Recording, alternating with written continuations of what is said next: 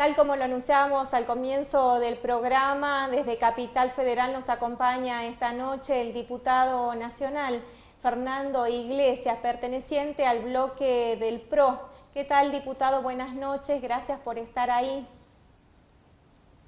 Gracias a vos, Mónica, por el interés. Diputado, la verdad que vivimos una situación bastante particular en el país y van quedando de lado algunos temas y otros que se van piloteando sobre la marcha, y hay algo que ha preocupado sobremanera y es aquella medida que anunciaba el presidente de la Nación con respecto a la intervención y expropiación de la empresa Vicentín. Ha hecho marcha atrás en relación a esto. ¿Usted cree que el banderazo que ha hecho el pueblo argentino en distintas ciudades ha permitido que el gobierno tome esta medida retrotrayendo lo que anunciaba? Bueno, sin duda ha tenido una influencia. De todas maneras, me permito no confiar en la palabra del doctor Fernández, que ha hecho lo suficiente para que desconfiemos de él. Recordemos que también en su momento llamó a los directivos de la empresa, suponiendo que se iba a encontrar una solución consensuada. Después insistieron con la intervención y con la expropiación. O sea, van, vienen, tantean el terreno. De manera que no confío, pero estoy seguro que el mensaje del sábado le llegó porque es un mensaje muy claro de defensa del Estado de Derecho, de defensa de la independencia judicial y de defensa de una empresa que, mal o bien, los propios habitantes de la ciudad y sus propios trabajadores consideran valiosa y que debe estar siguiendo el procedimiento que establece la Constitución y las leyes, que es en manos de un concurso que decide el juez y no el presidente de la Nación. Desde la oposición se han alzado muchísimas voces en contra de esta medida. ¿Qué significaría comenzar a tomar situaciones como estas en Argentina, de expropiaciones, de tomas de empresa desde su postura, diputado? Y la continuidad de lo que estamos viendo, que es una desatención completa a todo el sector privado. El gobierno parece que tiene un solo problema, que es la emergencia sanitaria, cosa que es cierta, es un gran problema. Podemos hasta coincidir en que sea una prioridad, pero no es el único problema. La verdad es que están actuando eh, como si pudieran atender la emergencia sanitaria y desentenderse completamente de sus consecuencias sociales y económicas, que son tremendas, porque todo el sector privado se está fundiendo. Y cuando digo esto me refiero a las grandes empresas, a las pequeñas empresas, y me refiero a los trabajadores, a los autónomos, a los monotributistas. Yo hoy acabo de presentar un proyecto de ley para que a partir del día 121 el Estado no pueda cobrar más impuestos, porque después de 4 meses de cuarentena, llevamos 3 y más, entramos en una situación donde claramente los impuestos son confiscatorios, porque no se pagan los impuestos con la actividad y con el trabajo y con la producción, se pagan con el capital de las empresas, con los ahorros de los trabajadores. O sea, lo que está haciendo el Estado es confiscarle su capital a las personas y a las empresas, al mismo tiempo que les impide trabajar para sostenerlo, y eso no puede estar permitido. Por eso el proyecto de ley dice, si el Estado decide prorrogar la cuarentena más allá de 120 días, no puede cobrar más impuestos.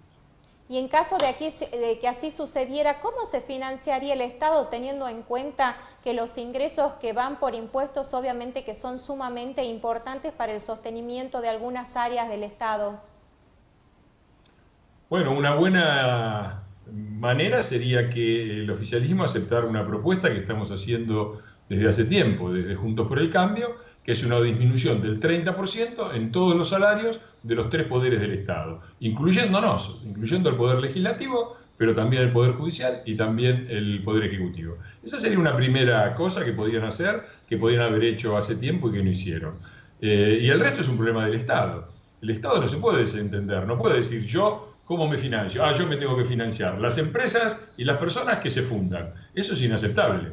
Por lo tanto, ya tienen, cuando yo digo 120 días, son 4 meses en los cuales el Estado sigue financiándose, sigue cobrando impuestos sin al mismo tiempo que le impide a quienes generan esos impuestos trabajar. Es una situación intolerable y cómo lo tenga que solucionar el Estado es un problema del Poder Ejecutivo.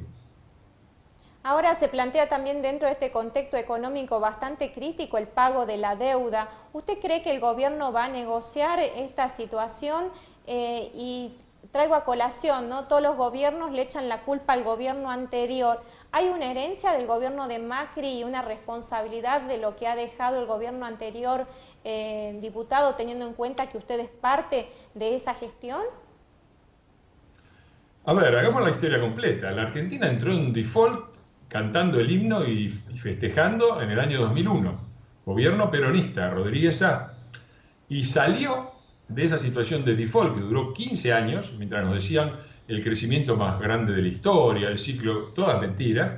Tuvimos 15 años en emergencia económica y en default. Salimos en el año 2016. Así que es difícil pensar, y nosotros pasamos los 4 años sin entrar en default. El gran problema que tiene, primero yo creo que la negociación está muy cerca y que sería un capricho del gobierno no cerrar, porque las diferencias son mínimas y solamente una cuestión ideológica y propagandística frente a sus propios militantes podría llevar a que nos vuelvan a meter en el mismo default en que nos dejaron en el gobierno en el 2015. Primera cosa. Segunda cosa, el aumento, la deuda se ha hecho imposible de financiar, como dice el informe del FMI, que citan siempre, insustentable, la palabra que usan, con ellos en el gobierno. El anterior informe es de julio del año pasado, con nosotros en el gobierno, y el informe del FMI dice que la deuda argentina era sustentable, con dificultades, pero era sustentable. ¿Por qué era sustentable? Porque claro, nadie puede pagar toda la deuda que tiene. Si mañana le piden a Estados Unidos que pague toda la deuda de un saque, Estados Unidos no puede pagarlo. ¿Cómo hacen los demás países? Porque el nivel de deuda que nosotros tenemos no es diferente en porcentaje del PBI a la que tienen muchísimos países. Es mucho menor de lo que tienen los países europeos o los propios Estados Unidos. La diferencia es que ellos se pueden financiar porque van al mercado y les cobran una tasa razonable. ¿Cuál es la tasa de la Argentina hoy? Y anda por los 25 puntos. O sea que habría que financiarse 25 puntos más la tasa de la FED. Pero pongamos 25% anual. Imposible de financiar. Ahora, ese 25% actual, con el cual el gobierno dice que la deuda es insustentable y no se puede pagar, era, el día antes de las PASO del año pasado, era 871 puntos, es decir, menos del 9%. Es decir, nosotros podríamos ahora estar negociando la deuda, refinanciando una parte al 9% y pagando los intereses, como se hizo siempre y como hacen todos los países normales. Ellos no lo pueden hacer porque 2 días después de las PASO pasamos de 871 a 1957, es decir, más que se duplicó, se fue casi al 20% y llegamos a tener 30% y ahora andamos por el 25%. En esas condiciones nadie se puede financiar porque nadie puede generar tantos ingresos como para pagar un interés en dólares del 25% anual. Pero eso es un problema de ellos, de la falta de confianza que tienen los mercados en estos señores que se hacen los héroes, que se lavan las manos siempre, que siempre dicen que vienen a solucionar los problemas, que los dejen a ellos, que saben todo, después lo único que tienen es explicaciones para echarle la culpa a los demás, y que nos dejaron en default. Ellos nos dejaron en default. Nosotros asumimos en 2015 con cepo y con default. Entonces me parece que se tienen alguna vez estos genios que son los únicos que dicen que pueden manejar la economía, alguna vez se tendrán que hacer cargo de lo que dicen, ¿no? Diputado, 9 millones de personas entraron en este beneficio que se dio en el marco de la pandemia, como fue denominado el IFE. ¿Usted cree que es necesario que en nuestro país haya una asignación universal para todos los ciudadanos? ¿Cree que nos encaminamos hacia eso? ¿Considera que el Estado estaría en condiciones de subvencionar esa masa de dinero que significaría una asistencia para todas y todos? Y a mí me parece que el gran problema que tiene Argentina es justamente ese, que todo el mundo durante 12 años, y 12 años donde tuvieron condiciones económicas internacionales que fueron las mejores de nuestros 200 años de historia, lo único que hicieron fue colgar gente del Estado. Por eso el presupuesto estatal subió de aproximadamente el 20%, el presupuesto estatal no, el gasto, a más del 40%, se duplicó en 12 años.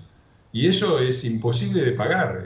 Para cualquier país Cualquier país que duplique su gasto en 12 años entra en una situación como la que estamos nosotros. Es otro de los motivos por los cuales no podemos refinanciar la deuda, porque ¿quién le va a prestar a alguien que tiene como gasto fiscal casi la mitad del PBI? Digo, es una locura. Y si piensan seguir en este sentido, que es seguirle quitando recursos a quienes trabajan y viven de su trabajo, ya sean trabajadores, empresas, pymes o grandes empresas o lo que fuera, para dársela a quienes no viven de su trabajo, sino de los subsidios, me parece que este país va a seguir sin tener futuro. Sobre este esquema, llevamos demasiadas décadas de decadencia, ¿no? Se ha anunciado en las últimas horas la reapertura o una luz, digamos, dentro del camino de lo que es la causa Nisman, convocando a algunos espías, ¿no? Trascienden demasiados datos con respecto a quiénes serían y demás. ¿Usted cree que la justicia puede llegar a una resolución de este caso tan emblemático en nuestro país? Yo tengo esa esperanza. Tengo mucho escepticismo con la justicia argentina, que no depende de mi prejuicio, sino que depende de la escasa capacidad que ha tenido de avanzar en casos como este y de la demora que lleva en el caso Nisman. Pero conservo la esperanza de que alguna vez se haga justicia y que alguna vez vayan presos no solamente quienes pergeñaron este ataque a la comunidad argentina, en el que murieron 85 personas de la AMIA, sino también quienes tuvieron complicidades con el asesinato de Nisman. Y me parece que en ese sentido son ejemplares las palabras del actual presidente de la Nación, que escribió muy claramente un artículo que es Hasta que el silencio aturda a la presidenta, año 2015. El actual señor presidente participó de la marcha de los paraguas pidiendo justicia por el asesinato de Nisman y escribió ese artículo en La Nación diciendo que ni siquiera hacían faltas las pruebas de la complicidad de Cristina, con los acusados del crimen de Nisman, porque bastaba el protocolo con Irán para demostrar su culpabilidad. Lamentablemente se ha desdicho de estas palabras y de muchas otras, pero yo tengo buena memoria, lo recuerdo y espero que la justicia avance. Creo que es algo que queremos todos los argentinos. Estamos hablando de un magnicidio, de un crimen espantoso y de la muerte de 85 argentinos. Ya para ir terminando, es importante y fundamental el rol de la oposición en cualquier gobierno. ¿Se va a fortalecer Cambiemos? ¿Existe la posibilidad, tal como trascendió en los últimos días la convocatoria de extrapartidarios? Se hablaba de Stolbizer, hasta del propio exgobernador salteño Juan Manuel Urtubey, sumándose a las filas de Cambiemos para hacer una oposición más fuerte a lo que es la gestión gubernamental. ¿Es así? ¿Usted lo ve así dentro del núcleo duro de la oposición? Yo creo que estamos atravesando problemas muy serios como país, como sociedad, con una emergencia sanitaria muy mal manejada, con una emergencia institucional enorme en el cual no se respeta la división de poderes, se gobierna por decreto, la justicia está parada, y una emergencia económica que empieza a afectar al conjunto de la población. Me parece que hoy deberíamos estar pensando en esto y no en las elecciones. Nosotros somos una coalición y somos una coalición pluralista con diferentes visiones, unidos por los ideales de la República, la lucha contra la corrupción, el funcionamiento de las instituciones y por supuesto nadie puede arrogarse el derecho de decidir quién entra o quién no entra. Es una discusión que habrá que dar en su momento, pero me parece que lo que tenemos que hacer en este momento es abocarnos claramente en estos tres ejes, a ver cómo se sale de esta situación de cuarentena de una manera razonable, que deje de dañar la economía, por un lado, cómo se equilibra cómo este equilibrio que tiene que existir entre las exigencias de la emergencia sanitaria por un lado y las emergencias de la vida normal, de la vida económica, pero también de la vida social. Este equilibrio está roto, hay que restablecerlo. Y también tenemos que enfrentar los abusos de poder. Vicentín es solo un ejemplo, pero son muchos los abusos de poder de este gobierno. Después, el tiempo dirá y veremos cómo se hacen las coaliciones. Diputado Nacional Fernando Iglesias, muchísimas gracias por su tiempo para con nosotros. Gracias a usted, Mónica. Nosotros, saludos a los salteños. Muchísimas gracias. Nosotros hacemos nuestra última pausa y ya estamos con ustedes.